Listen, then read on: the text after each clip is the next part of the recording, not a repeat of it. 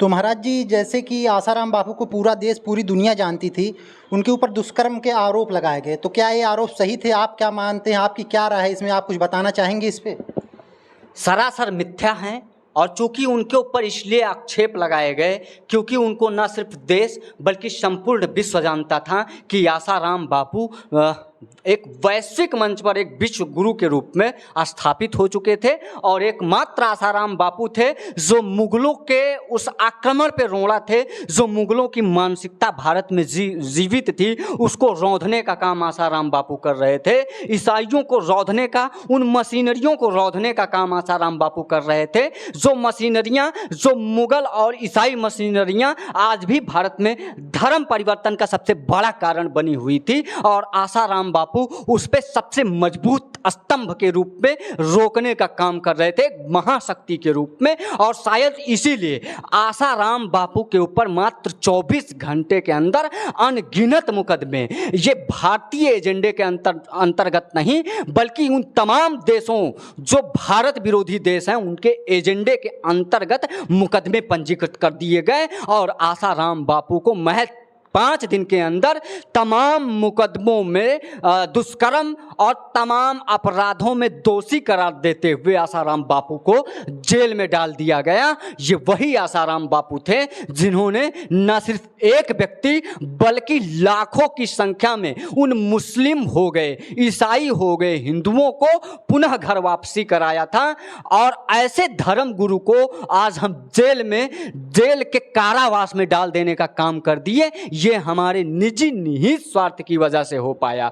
हम वहीं अगर मुसलमान होते, हम वहीं अगर ईसाई होते तो आज किसी सरकार में ये औकात नहीं थी, ये हैसियत नहीं थी। बड़े ही चैलेंज के साथ मैं आपको आपको इस माइक के माध्यम से बताना चाहता हूं, ये औकात किसी सरकार में नहीं थी कि ये कोई कर पाता। ये आसाराम बापू के साथ इसलिए हुआ क्योंकि वो हिंदुओं के धर्म गुरु थे और हिंदुओं के संस्कृति, सभ्यता और उनके धरोहरों के संरक्षण में काम कर रहे थे आसाराम बापू। ये हम लोगों की निर्बलता है, कायरता है, दूषित मानसिकता है कि किसी के भी आरोप लगाने से हम ये तय कर लेते हैं कि वास्तव में हमारे धर्मगुरु ऐसे थे, बल्कि आसाराम बापू ऐसा बिल्कुल भी नहीं आसाराम बापू में था।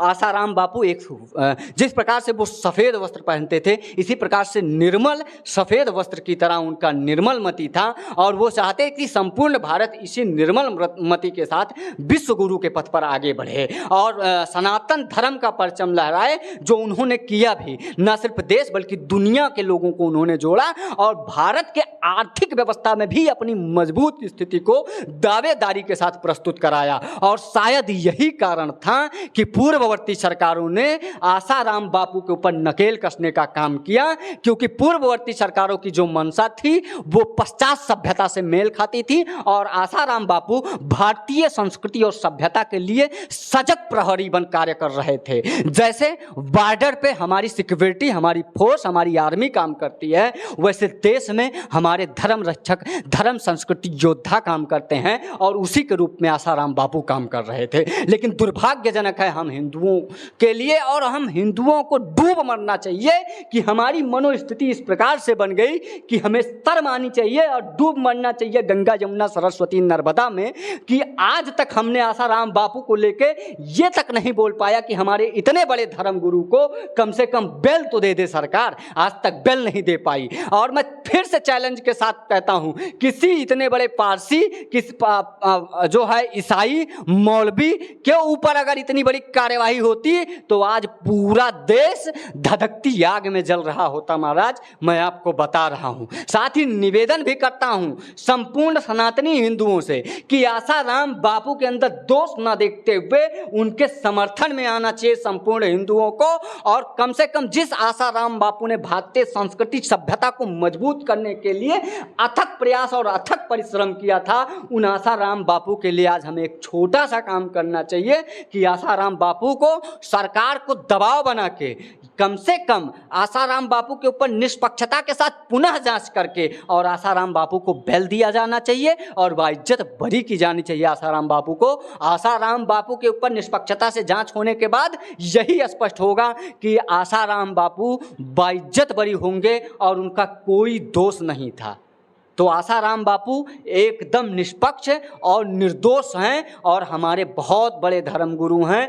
हिंदुओं को जागना चाहिए और आसाराम बापू को लेकर कार्य करनी चाहिए। साथ ही निवेदन करता हूं मैं भारत के सर्वोच्चतम न्यायालय से, आदरणीय राष्ट्रपति महोदया द्रौपदी मुर्मू जी से और देश के यशस्वी प्रधानमंत्री श्री नरेंद्र दामोदर दास मोदी जी से कि हमारे इतने बड़े धर्मगुरु, धर्म तथा संस्कृति के पर्याय थे आसाराम बापू। आसाराम बापू को जबरन, बलात्कार और मर्डर के केस में फंसाना ये हम सभी के लिए दुर्भाग्यजनक है। आसाराम बापू को छोड़ा जाना चाहिए, आसाराम बापू को बाइज्जत बरी की जानी चाहिए और पुनर्विचार करके कोर्ट से और इनके ऊपर निष्पक्षता पूर्वक पुनः जांच लगानी चाहिए जिसमें आसाराम बापू निर्दोष पाए जाएंगे और कोर्ट को मजबूरन दोषी करार देना पड़ेगा। तो महाराज जी, आप कहना चाहते हैं कि आसाराम बापू जी के ऊपर जो आरोप लगाए गए वो बेबुनियाद है, उनकी ये हालत इस वजह से हुई है कि हिंदुओं में एकता नहीं है और सरकार उन पर ध्यान नहीं दे रही है। संत कबहु ने फल भके नदी न संचय नीर, परमारथ के कारण साधुन धरा शरीर।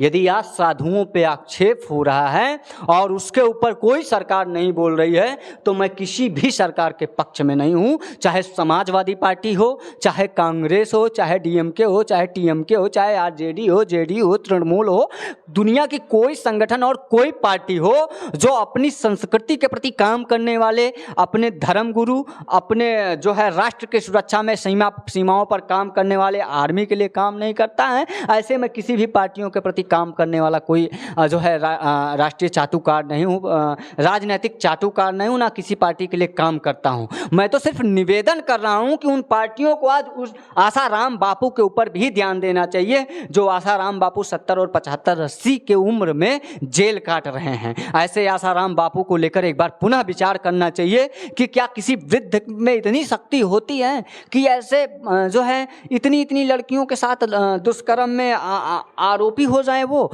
और वो जो है संत होके मर्डर करवाए। जो संत जो है सर्वे भवन सुखना की कामना करता है, इसका मतलब कल को मुझे भी, दिवाकराचार्य को भी इस स्थिति में लाया जाएगा, कल को उन तमाम बाबाओं को इसी स्थिति में लाया जाएगा और हिंदू चुप रहेगा। आज इसी एकजुटता की बात की जा रही है, इस पर विचार करना चाहिए। जो पूर्व में घटनाएं घटित हुई हैं उन पर पुनर्विचार करना चाहिए और आसाराम बापू निष्पक्ष निर्दोष हैं, इस पे कहीं कोई आक्षेप है ही नहीं। उनको सिर्फ राजनीतिक महत्वाकांक्षा के लिए और पूर्वाग्रह का शिकार बनाया गया, क्योंकि उनके मंच पर कोई ऐसा नेता नहीं था जो जाता नहीं था।